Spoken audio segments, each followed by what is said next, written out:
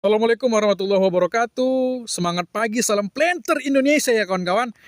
Oke kawan-kawan, kemarin kan kita baru ngeplok tentang SAR ya kan, Search and Rescue of the Tree Fallen Oil ya.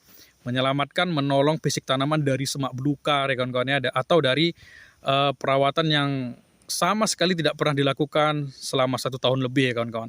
Nah setelah itu ada tahapan yang paling penting yang juga kita harus tahu kawan-kawan ya.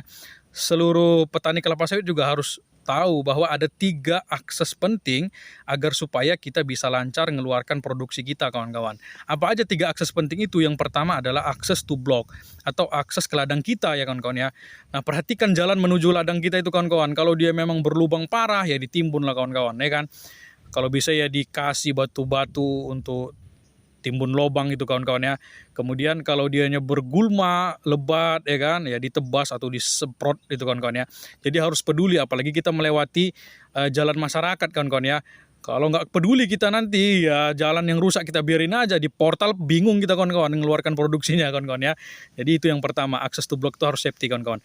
Nah yang kedua adalah akses to pokok kawan-kawan ya. Akses ke pokok itu ada pasar pikul, ada juga piringan yang harus safety kawan-kawan ya.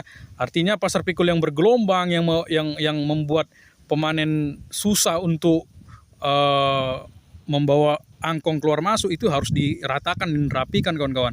Apalagi bergulma lebat ya harus ditebas atau disemprot kawan-kawan. Nah piringannya juga sama, jangan sampai kemudian semak belukar gitu kawan-kawan. Bingung juga nanti pemanen kita untuk menyentuh pokok itu kawan-kawan ya. Sehingga apa? Produksi nggak maksimal, lagi-lagi nggak keluar. Atau buah yang udah diturunkan nyelip di bawah-bawah gulma yang lebat itu bisa aja kawan-kawan ya kan. Jadi kalau udah akses ke pokoknya udah oke, pasar pikul oke ya kan, piringan udah oke, baru yang terakhir adalah akses ke buah kawan-kawan. Akses ke buah itu masalahnya cuma satu kawan-kawan. Apa itu? Pelepah gondrong ya kan.